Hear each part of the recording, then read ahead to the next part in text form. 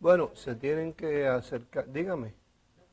Ah, la ofrenda, se me olvidaba la ofrenda. No se puede olvidar, ¿verdad? Yo se las quito al final.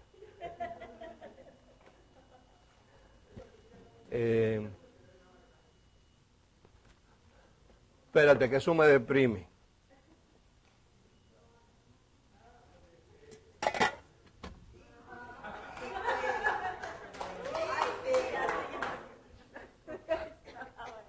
Alcánzale ahí a Ruth.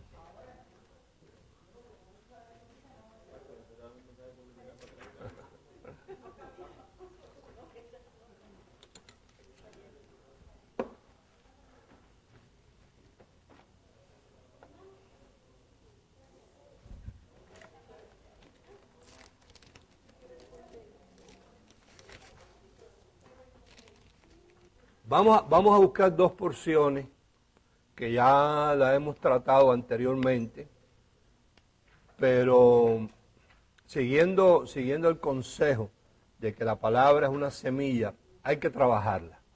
Si usted no la trabaja, nunca va a tener fruto de ella ni beneficio, que es el problema grave de las personas religiosas evangélicas, que oyen mucho, pero no logran elaborar la semilla de acuerdo como la palabra nos enseña. Entonces mi trabajo es ese, elaborarte la semilla, tratar de profundizarla y siempre aconsejarte de cuando tú vayas a la casa le des el tratamiento indicado. ¿Cuál es el tratamiento indicado? Jesús lo dijo, que la trates como una semilla.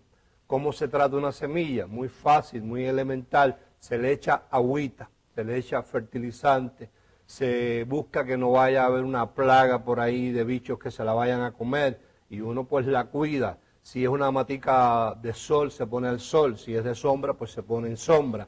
Se le echa más agua, menos agua. Ese es tu trabajo. Diga, ese es mi trabajo. Lo mío es presentarte la semilla y cada vez que nos reunamos, tratar de profundizarla y profundizarla y profundizarla, esperando que tú hagas tu tarea y la elabores para eventualmente lo que desea Dios es que a ti te dé fruto, para que todo te vaya, si no bien, por lo menos mejor, ¿verdad? Entonces, siguiendo ese consejo, vamos a mirar en 1 Corintios capítulo 10, y te digo algo que tú has oído muchas veces de mi boca, pero no todo el mundo lo ha oído. Y como nos exponemos a una transmisión por internet que no sabemos quién nos puede estar viendo alrededor del mundo, hay personas que quizás hoy se exponen a este mensaje por primera vez. Así que tú tolera que yo repita, ¿está bien? Además, hacía un tiempo que no nos veíamos. No sé si tú esperabas verme a ver.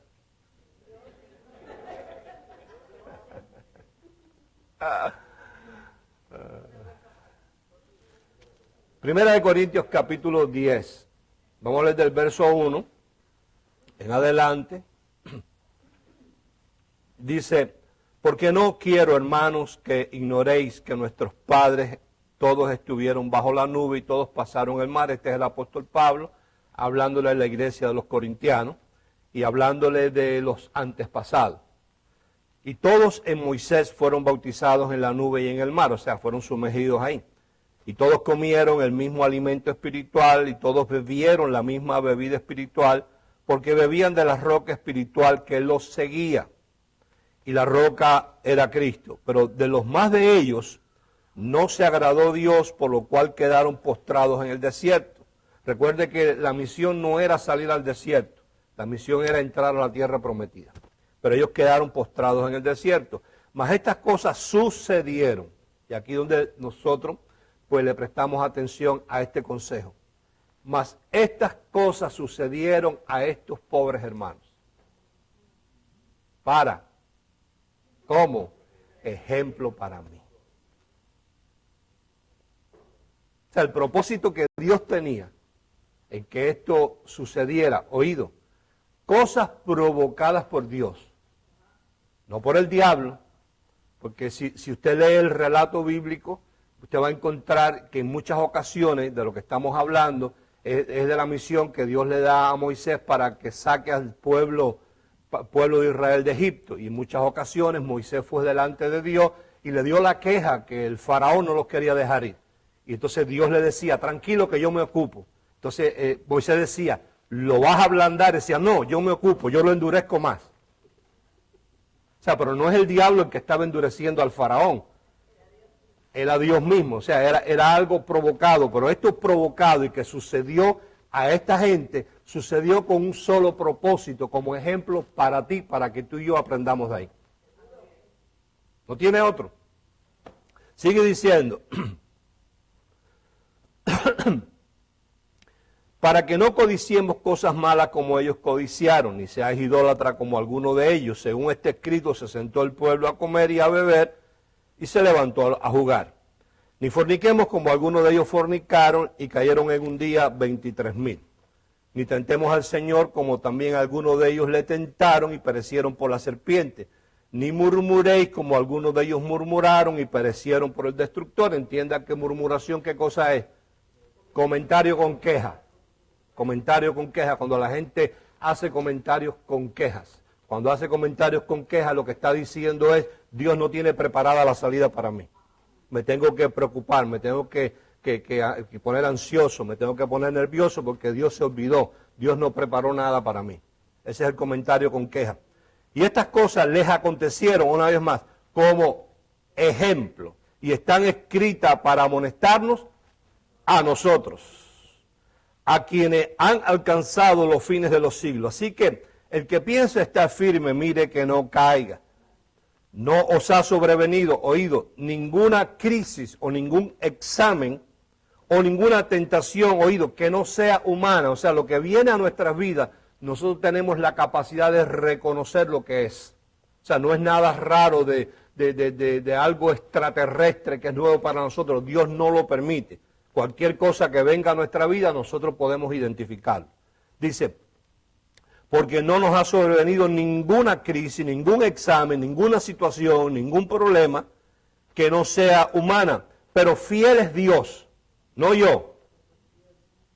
Pero fiel es Dios que no os dejará ser probados o ser pasado por una situación más de lo que podéis resistir, sino que dará también juntamente con la situación que la salida, para que podáis ¿qué? Soportar. ¿Cuál es el negocio de Dios? ¿Que tú te caigas y te revientes? No. El negocio de Dios es que tú pases por ella, la atravieses, madures y sacas al otro lado. Ese es el negocio de Dios. Entonces, en Juan capítulo 21, un versículo muy simplón, pero yo quiero repetírtelo otra vez.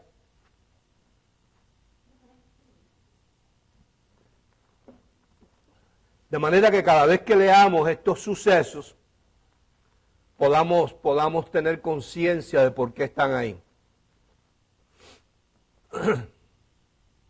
Dice Juan 21:25, y hay también otras muchas cosas. ¿Cuántas cosas?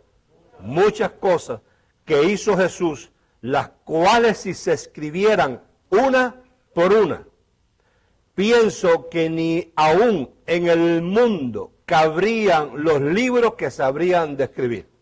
Quiere decir que de todos los sucesos y de todas las cosas que Jesús llevó a cabo y que el Padre le orientó para que hiciera, no están escritas todas aquí. Pero eso a mí me dice que Dios entonces escogió de lo que había ahí, y lo que Él escogió determinó y pensó y decidió de que para mí era suficiente con eso. Quiere decir que cuando yo leo un suceso, yo tengo que mirar allí de que no está ahí por gusto, que no está ahí simplemente como un relato histórico, sino que está ahí porque Dios consideró que si yo leía eso, yo aprendía y me ayudaba a mí al diario vivir. Lo que pasa, que es lo que hemos hablado en muchas ocasiones, que hay una distorsión muy grande. La palabra distorsión quiere decir, es una palabra compuesta, dis viene de do, y torsión viene de torcer. O sea, la religión ha torcido el mensaje de Dios.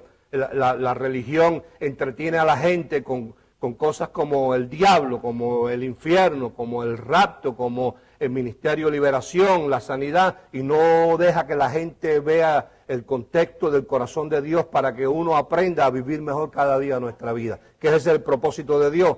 Cuando la Biblia dice, Jesús vino para que tuviéramos vida y vida, me alegro. Bien, la última vez que nos vimos, voy a ir a pasar un poquito así por arriba.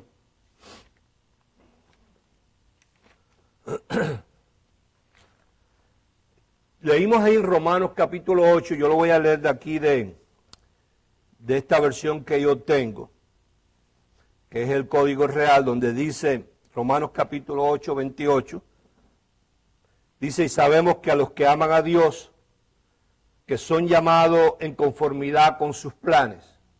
O sea, Dios tiene unos planes, diga, Dios tiene planes, Dios tiene propósitos, y Dios nos llama a envolvernos en esos propósitos.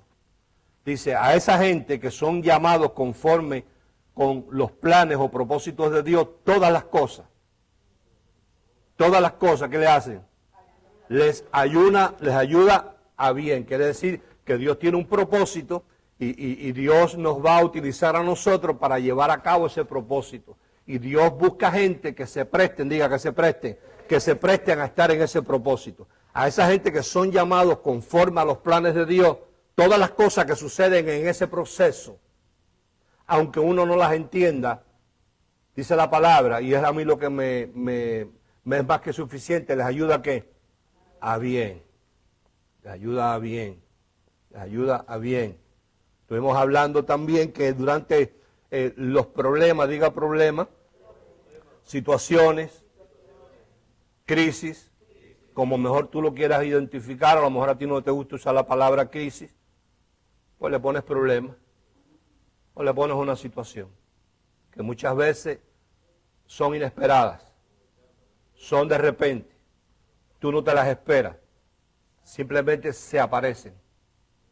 Dentro de esos problemas, de esas crisis o esas situaciones, siempre hay un propósito. Siempre, diga, siempre hay un propósito. Lo que sucede es que cuando hoy nosotros leemos la Biblia y vemos todos los casos de todos estos personajes que están ahí, diga ejemplo, como ejemplo para nosotros, cuando a ellos se les presentó la situación, la crisis o el problema, ellos no le dieron a conocer el propósito. Tú lo lees hoy, por ejemplo, tú puedes leer tranquilamente por qué injustamente a Daniel por orar 3 veces al día. No por robarse un banco ni irse con la mujer del vecino, ¿viste?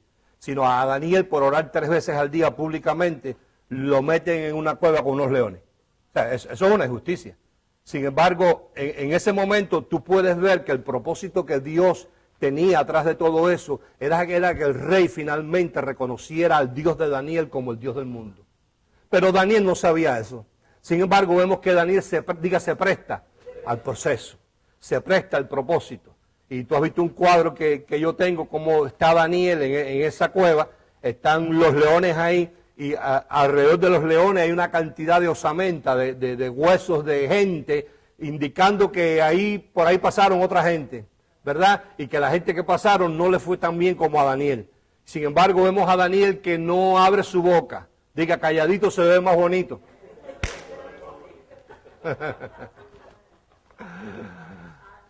Y finalmente se asoma el rey y le dice, Daniel, oído, el Dios que tú le sirves, ¿te habrá podido librar de los leones? Y Daniel dice, Dios, el rey, el Señor me juzgó y me halló inocente. Y dice la palabra que el rey saca a Daniel del foso de los leones, y los que habían acusado a Daniel injustamente, dice la palabra que no solamente ellos, sino sus familiares también, no habían todavía tocado el foso, ya los leones los habían consumido.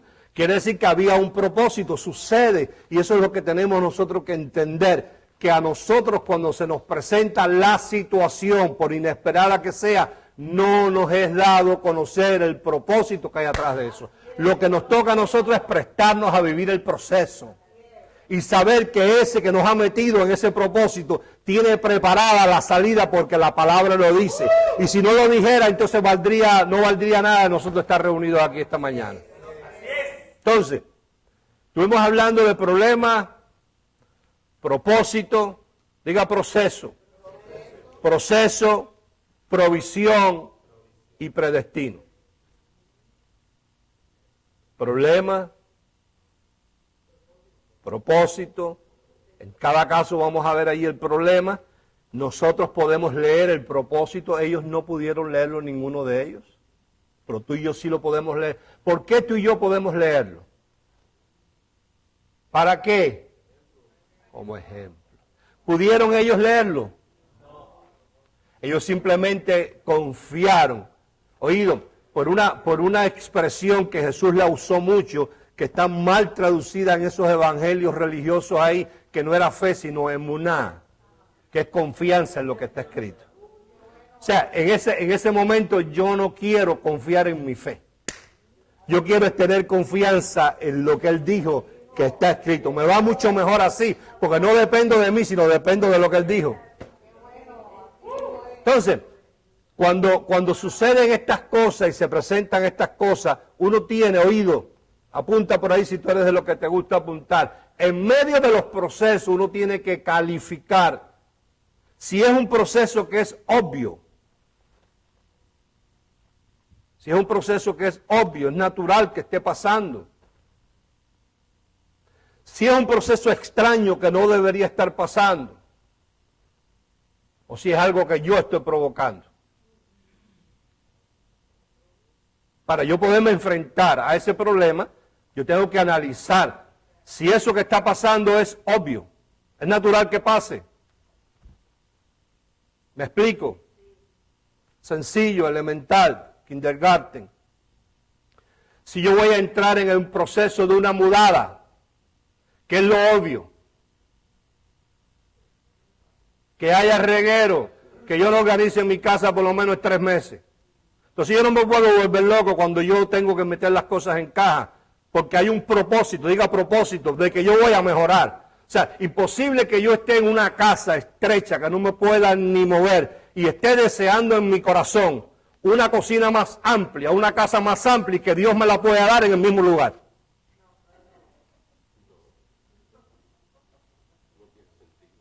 ¿Qué tiene que pasar?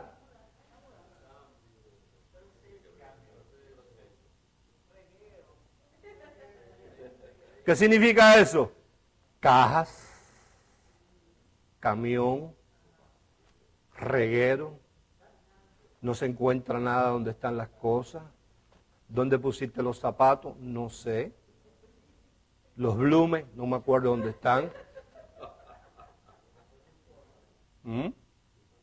Tienes que dejar en condiciones la que estás dejando. Tienes que llegar a la otra. Empezar a bajar cajas, reguero, por lo menos 15, 20 días, un mes. Diga eso es lo obvio. Entonces, eso uno vive el proceso tranquilamente. Ejemplo, estoy en un trabajo, estoy ganando 5.25 la hora. Es poquito. El deseo de mi corazón es ser promovido, es ser prosperado, es ganar más dinero. ¿Qué tiene que pasar?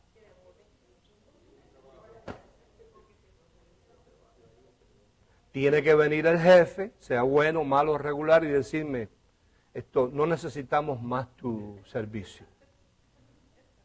Entonces, eso me da a mí el pie para decir, esta es la promoción que yo estaba esperando.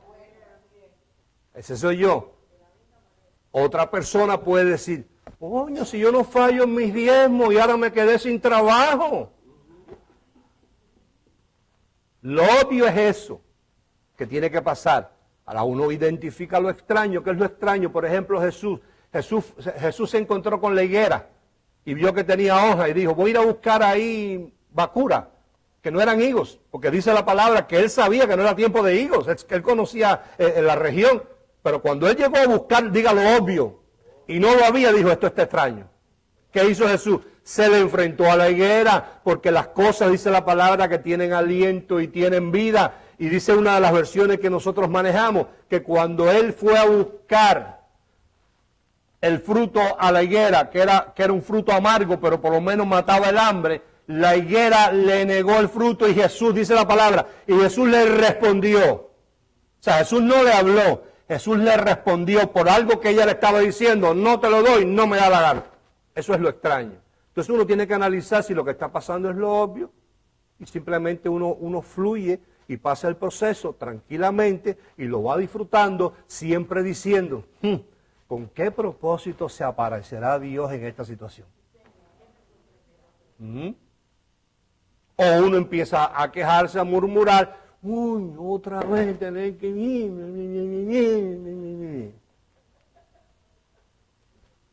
Y está lo provocado por mí.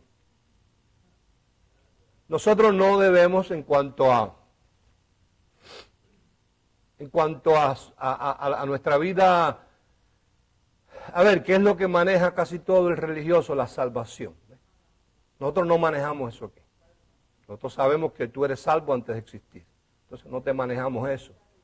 Pero sí uno debe de vez en cuando hacerse un autoanálisis. No para condenarse uno, sino para corregirte. Porque a menos que uno identifique qué es lo que uno está haciendo mal, uno jamás lo podrá corregir. Y si uno no lo corrige, es como el que quiere seguir tocando flauta y que suene como guitarra. Entonces, número uno, en el proceso que estoy viviendo rumbo al propósito que desconozco, pero que confío que siempre hay uno, y que ese propósito Dios me llamó a él, y que ese propósito ha sido preparado por Dios, yo analizo, esto es un proceso, es obvio lo que está pasando, es natural que pase. Yo antes tenía cemento en el patio, ahora puse hierba para tener flores. Pues naturalmente no me puedo asustar cuando me crece la hierba, la tengo que cortar, ¿verdad que no?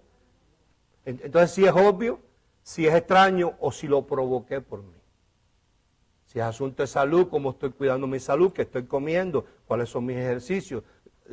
Si estoy provocando la situación por mí, para poderla corregir y que no siga aconteciendo. Lo otro que estuvimos hablando, que yo pienso que es importante que lo tengamos en cuenta,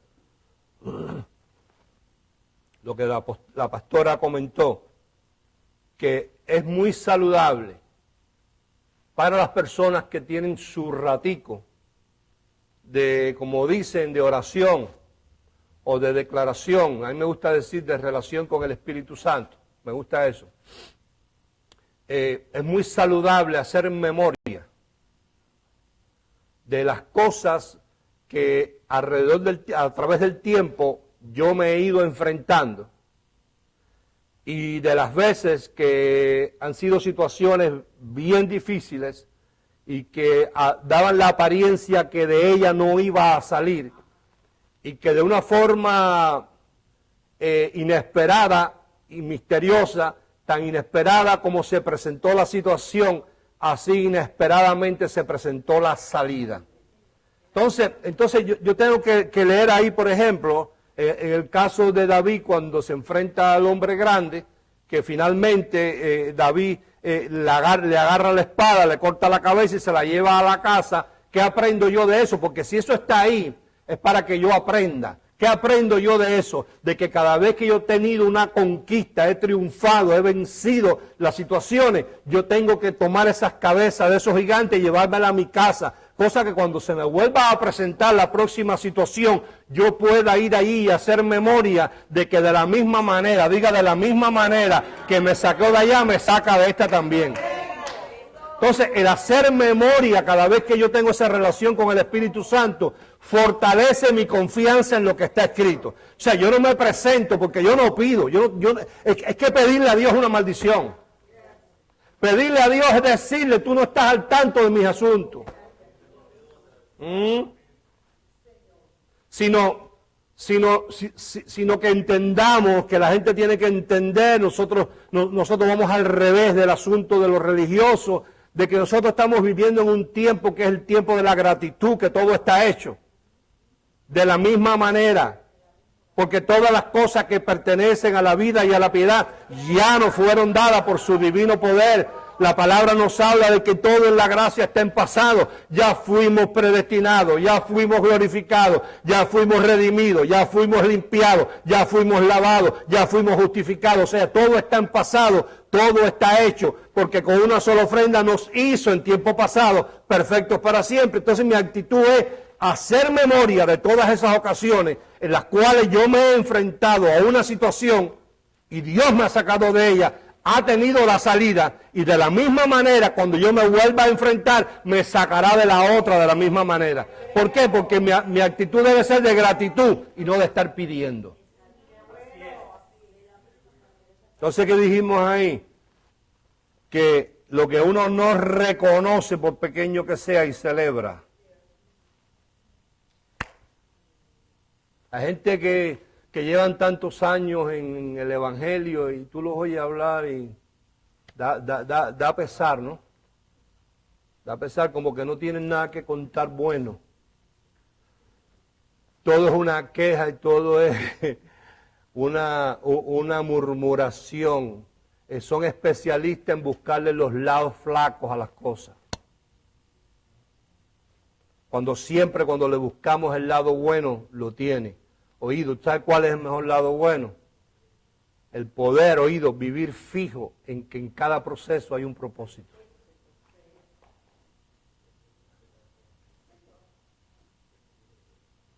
Lo que uno no reconoce y celebra, por pequeño que sea, no se graba en tu conciencia. Hay que celebrar, por pequeño que sea.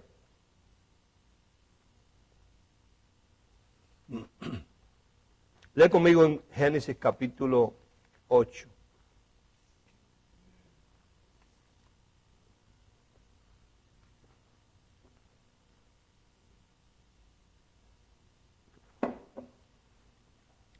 Génesis capítulo 8, vamos a entrar en materia.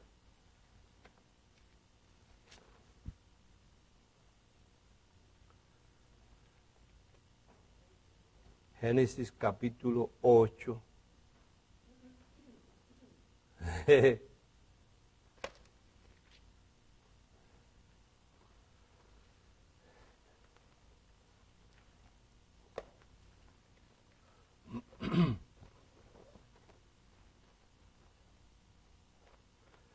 Vamos a leer, a ver.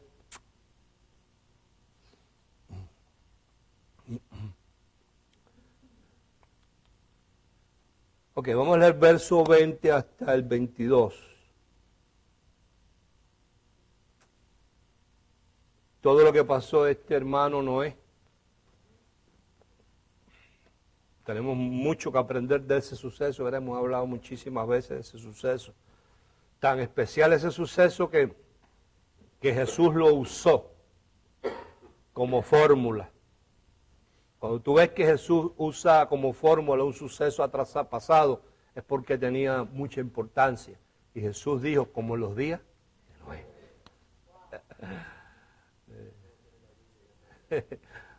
O también dijo, de la misma forma que estuvo Jonás en el vientre, Jonás también mencionado ahí, ¿verdad? Dice, y edificó Noé un altar al Señor y tomó de todo animal, diga limpio, y de toda ave limpia, porque había de los dos. ¿Lo has leído?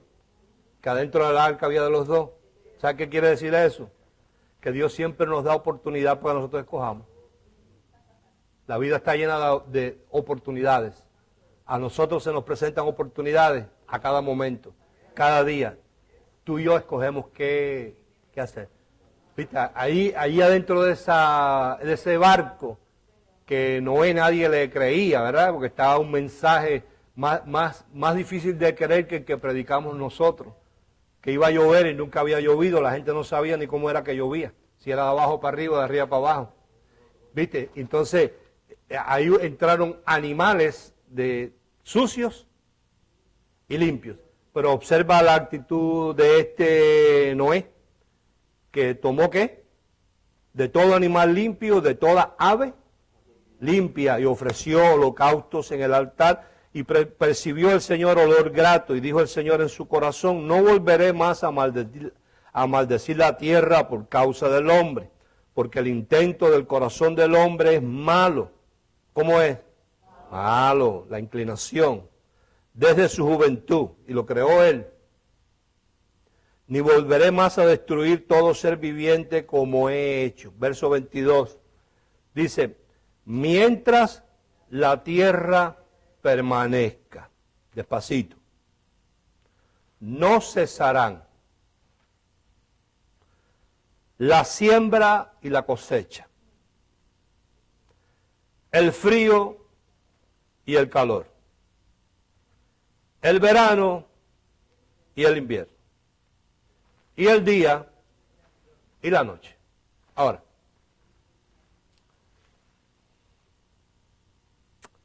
mientras la tierra permanezca, ahí debe nacernos una pregunta: ¿permanezca haciendo qué? Porque cuando te dice de permanecer es que está de una manera y está diciendo que no va a dejar de ser así. Entonces, por lo que nosotros hemos visto y oído y que se ha comprobado, Dios creó la tierra. Cristóbal Colón pensaba que era cuadrada, pero no era cuadrada, era como redonda. Inclusive la palabra habla del círculo de la tierra, ¿verdad? Demostrando así que es redonda. Y también hemos oído y está demostrado, y es así, que la tierra se mueve. O sea, quiere decir que aunque ahí no lo dice, pues uno piensa y llega a conclusiones de que cuando Dios creó la tierra,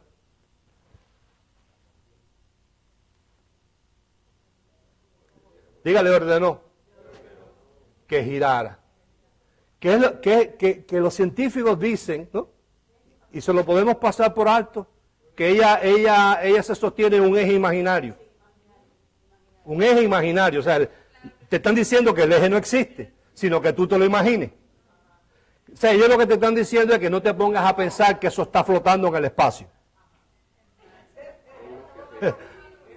Y que al flotar en el espacio hay algo que lo hace mantenerse ahí y no se cae por el abismo. Ellos no quieren que tú pienses eso, ellos quieren que tú te imagines que hay un eje que no existe, pero que está ahí. Y que ese eje la hace girar en un periodo de 24 horas, ¿qué? Así. Y que cuando en un día, en un lugar es de día, el otro es ¿cómo? De noche. Y que cuando en un lugar hace frío, diga proceso. Ahora, yo te pregunto, ¿hay alguna manera en que nosotros podamos adelantar ese proceso? Ejemplo, tú estás desvelado, no puedes dormir, son las 2:30 de la mañana, 3 menos cuarto, tú deseas que amanezca, ¿qué tú haces? Nada. Porque por más que te pares frente a la ventana y grite y patalee y llore y le mandes al sol que salga, él va a salir en su hora porque diga, proceso.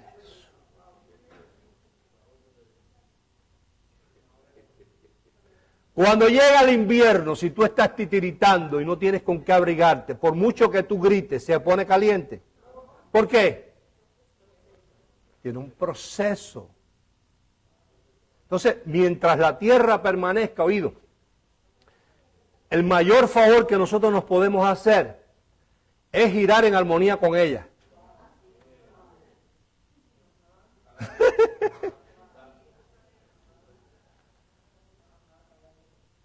Porque aunque yo no gire en armonía con ella,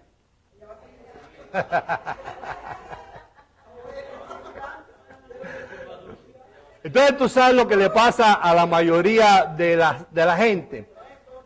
Yo pienso, esto no tiene que ser discusión entre tú y yo. Nos podemos seguir queriendo igual y dándonos besitos y todo. Yo pienso que ella gira así. A lo mejor te da la gana a ti decir, no, yo pienso que ella es zurda, ella gira así.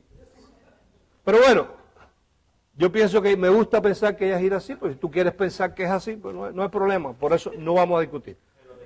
De que gira. El asunto, tú sabes dónde está, en no girar en lado rumbo contrario a como ella está girando. Entonces, ¿a qué te quiero llevar? Que hay mundos paralelos, escúchame. Hay mundos paralelos. Hay mundo espiritual y hay mundo natural, ¿verdad? Entonces, en el mundo espiritual, Dios antes de echar a andar la tierra, la palabra enseña que abrió un libro que se llama el libro de las obras. Y dice que él ahí escribió en ese libro todo lo que iba a ser luego formado, sin faltar una sola de ellas. Cuando él ya entendió que ahí no faltaba nada y el libro estaba terminado, entonces creó la tierra y la hizo. Para que ella empezara a girar y aquellas cosas que él estableció en el mundo espiritual se empezaran a manifestar en el mundo natural. Entonces, yo lo único que tengo que hacer durante el proceso es girar y girar a favor de lo que va fluyendo, examinando si ese proceso me lo busqué yo y enmendarlo, o si es extraño, pero si es parte de lo obvio, simplemente gira. Porque aunque yo proteste y patalee, el invierno no se va a ir antes para que llegue el verano. Y eso aplica en estos mundos paralelos, oído, hay inviernos espirituales que no solamente de frío, de abrigo. ¿Tú sabes lo que es un invierno espiritual? ¿Eh? Que nadie te entiende, ¿tú sabes lo que es eso? Que todo el mundo está en contra tuya. Que nadie se ocupa de ti, que nadie te llama, que nadie te visita. Que tú te crees que es así. Pero que como cada cual anda en lo suyo, y tú estás en un invierno espiritual, ya tú estás dudando hasta que Dios se acordó de ti o se te olvidó de ti. Entonces, eso es un invierno espiritual. Oído, vive el proceso, porque después viene el verano. Siempre un invierno traerá un verano. Siempre una noche traerá un día, porque son mundos paralelos. Oído, y siempre una siembra.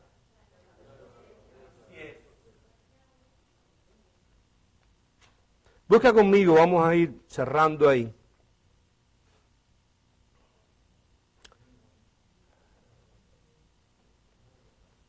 ¿Cuál debe ser nuestra actitud para pasar el proceso? Y aquí tengo dos ejemplos, uno feo y uno lindo. ¿Por qué los voy a mirar los ejemplos ahí? Porque están ahí ¿para qué? Para ejemplo para mí, para que yo haga o no haga.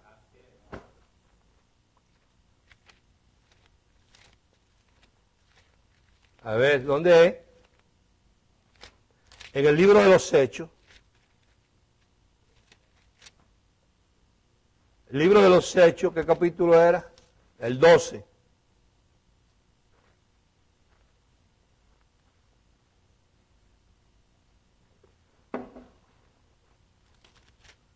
Y vamos a leer ahí desde el verso 1.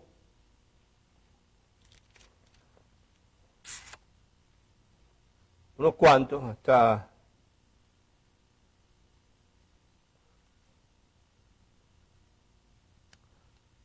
el 17.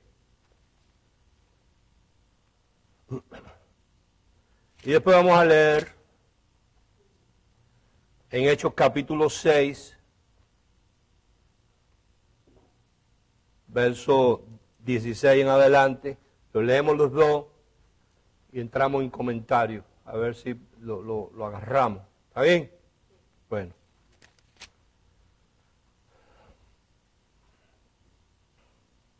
Leo primero Hechos capítulo 12.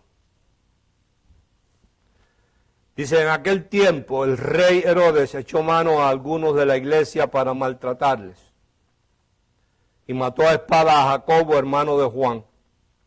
Y viendo que esto había agradado a los judíos, procedió a prender también a Pedro.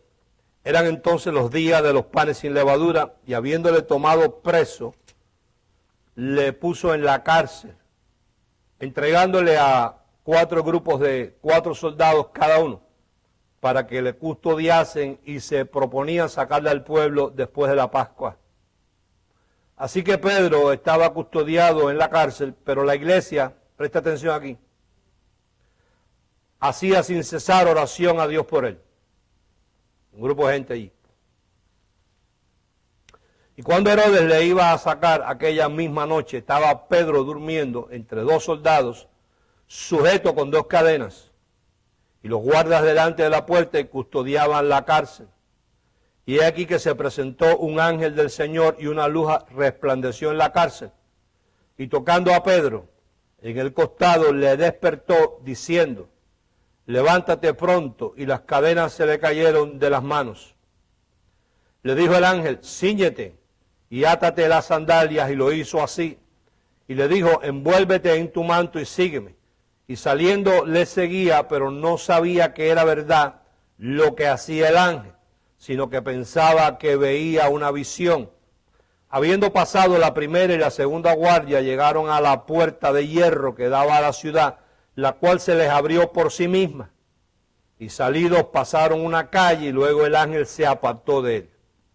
Entonces Pedro, volviendo en sí, dijo, ahora entiendo verdaderamente que el Señor ha enviado su ángel y me ha librado de la mano de Herodes y de todo lo que el pueblo de los judíos esperaba. Y habiendo considerado esto, llegó a casa de María, la madre de Juan, el que tenía por sobrenombre Marcos, donde muchos estaban reunidos orando.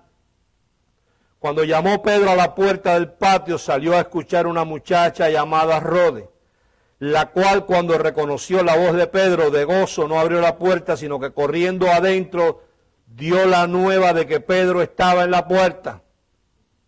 Y ellos, ¿quiénes eran ellos? Los que estaban orando. Los que estaban orando le dijeron, estás loca.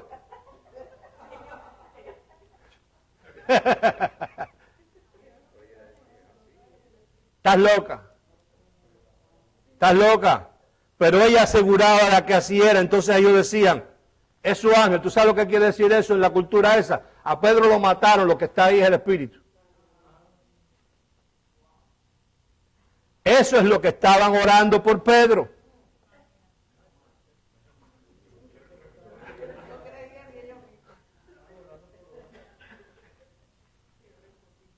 Mas Pedro insistía en llamar. Y cuando vieron la puerta se quedaron como atónitos. ¿Tú crees que tú necesitas a alguien que ore por ti de esa gente? Y Pedro le dijo, cierra la puerta que por culpa de ustedes me van a volver a agarrar.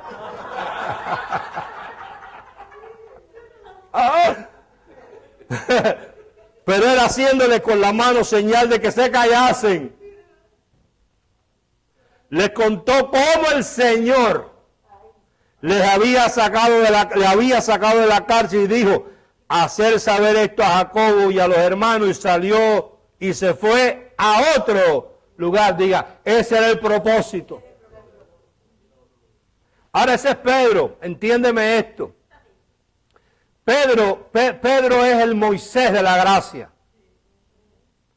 La escuela de Pedro es la escuela de la ley. Pedro es de lo de la circuncisión. Pedro todavía está esperando de que oren por él. Pedro todavía no ha entendido que el sacrificio de Jesús activó el nuevo pacto de la gracia, que ya somos herederos y por cuanto herederos tenemos derecho a recibir todo lo que Dios estableció para nosotros. Entonces ahora mira al otro señor, Pablo. Mira a Pablo.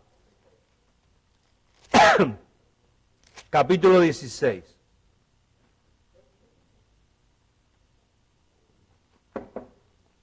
Pero eso es lo que a la gente le gusta, eso es lo que prevalece. Ora por mí, ora por mí. Hermano, ora por mí. Pastor, póngame en la cajita de las peticiones, por favor. Hermano, mira la fe. Programas de radio, Dios contigo, 8 de la mañana. Pastor, Pepe. Sí, hermana. Póngame la lista para mi hijo Joaquín, que no quiere ir a la iglesia. ¿Cómo no, hermana? Bendecida o Dios le bendiga. Programa de radio de las 9. El Faro Pentecostal. Hello. Hermano, a ver si ora por mi hijo Joaquín, que mire, anoche llegó a las 5 de la mañana, no quiere ir a la iglesia. Claro, hermana. Pero si no acabas de pedirle a aquel que ore, ¿por qué sigues pidiendo que te ore? Porque tú sabes que aquella oración no surtió efecto. Porque Dios no necesita, oído, bórrate solamente, de que nadie le esté pidiendo a Él por ti. Oído, de los problemas que yo he tenido, si yo hubiera ido a depender de la oración de la gente para que me sacara, estuviera muerto. Oído, porque la mayoría de la gente no ora ni por ellos mismos. Porque si oraran por ellos, la gente no haría lo que hace ni diría lo que dice. ¿Viste? La gente no se comportaría como se comporta. Si la gente tuviera relación con el Espíritu Santo, serían una maravilla. No tendrían ni que hablar. Tú solamente por el comportamiento dirías, wow, tremendo héroe de la fe esa persona. ¿Viste? Pero como no es así, tú lo que haces es perder el tiempo. Y mira, que tu tierra va girando así.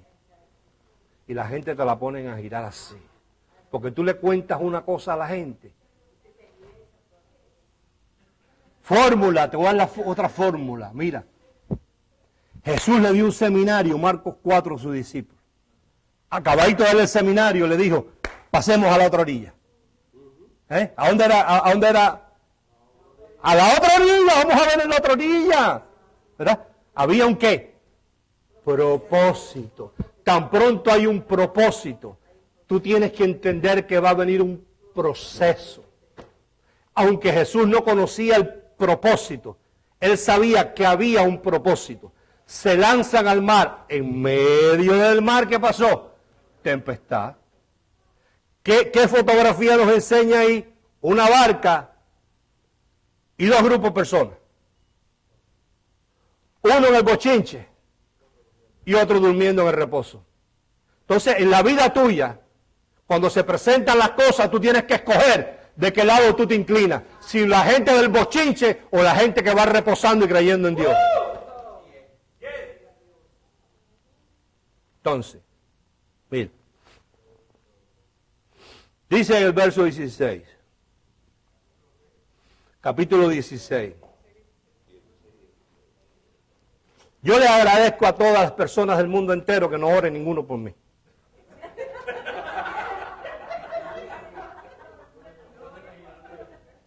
¿Te incluyo en esa lista?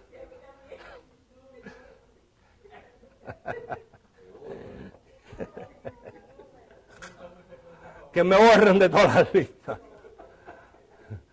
No me haga daño, con eso es suficiente. De lo demás me arreglo yo con él. Dice, aconteció que mientras íbamos a la oración, mira para dónde iba Pablo. ¿A dónde iba? A la oración. Nos salió al encuentro una muchacha que tenía espíritu de adivinación, una brujita, la cual daba grande ganancia a sus amos adivinando. Esta, siguiendo a Pablo y a nosotros, daba voces diciendo, estos hombres son siervos del Dios Altísimo, quienes os anuncian el camino de la salvación. Y esto lo hacía por muchos días, mas desagradando a Pablo, este se volvió y dijo al espíritu, te mando en el nombre de Jesucristo que salgas de ella. Y salió en aquella misma hora, pero viendo sus amos que había salido la esperanza de sus ganancias, prendieron a Pablo y a Silas y los trajeron al foros ante las autoridades. Y presentándolos a los magistrados, dijeron, estos hombres, siendo judíos, alborotan nuestra ciudad y enseñan costumbre que no nos es lícito recibir ni hacer, pues somos romanos. Y se agolpó el pueblo contra ellos, y los magistrados, rasgándole las ropas, ordenaron azotarles con vara. O sea, este es el premio de Pablo y Silas por libertar a una bruja. Entonces Pablo identifica, diga problema, diga proceso, diga propósito. Pablo dice, aquí hay un propósito, yo no sé cuál es. Silas, simplemente vamos a fluir. Vamos a dejar que lo establecido por Dios se vaya manifestando. Pero Pablo, si nosotros lo que hemos hecho es un bien, no importa, Silas. No abras la boca, Silas. No me desgracies el día, Silas. Deja que te den los palos, que estos palos tienen un propósito. Dice, después de haberle azotado, ¿cómo? Mucho. Los echaron en la cárcel, mandando al carcelero que los guardase con seguridad, el cual, recibido este mensaje, los metió en el calabozo en en el del más adentro, diga propósito. Y les aseguró los pies en el cepo con las cadenas. Pero a medianoche, orando Pablo y Silas.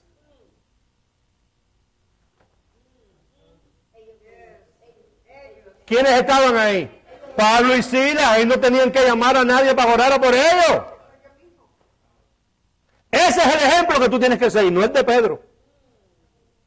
Pedro es el legalista de la circuncisión que está dependiendo como los días de Moisés, que había que ir al sacerdote para que el sacerdote intercediera por ellos. Pero este no, este es el perito arquitecto, es el hombre de la gracia. Este sabe que ya todo está en pasado, que la salida de su cárcel ya ha sido establecida por Dios, que él lo único que tiene es que adorar a Dios en medio de esa situación.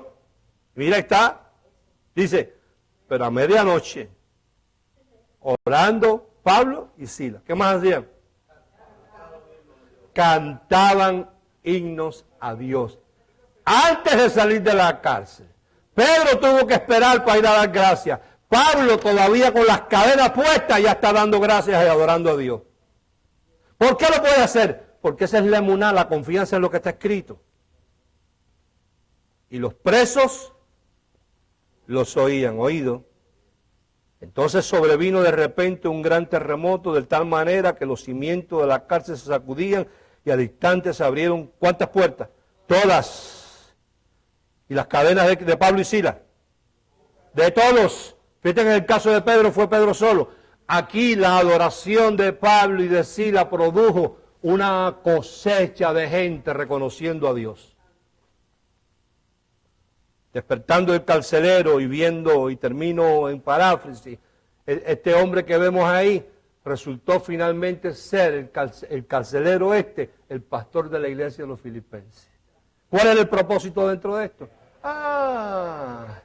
Que a Pedro no podían ir mandarlo a buscar a este hombre, porque este hombre estaba en el calabozo de más adentro, en máxima seguridad. Pedro hubiera empezado a protestar, Pedro hubiese dañado el plan, porque Pedro hubiese llamado a la gente de la iglesia para que oraran por la situación. Dios necesitaba en ese momento un hombre como Pablo, de que no dependía de nadie que orara ni nada, sino un hombre que estuviera seguro que así como había llegado la situación, Dios también tenía la salida. Así que mientras la tierra permanezca, gira y no pongas contrafuertes las cosas que vienen a tu vida. Bien, bien, vamos a declarar la palabra por esta finanza. Padre, en el nombre de Jesús te damos gracias por tu palabra, te damos gracias porque sabemos que algún propósito tú tienes detrás de esta movida que hemos hecho. Nosotros simplemente giramos haciendo lo que nos corresponde hacer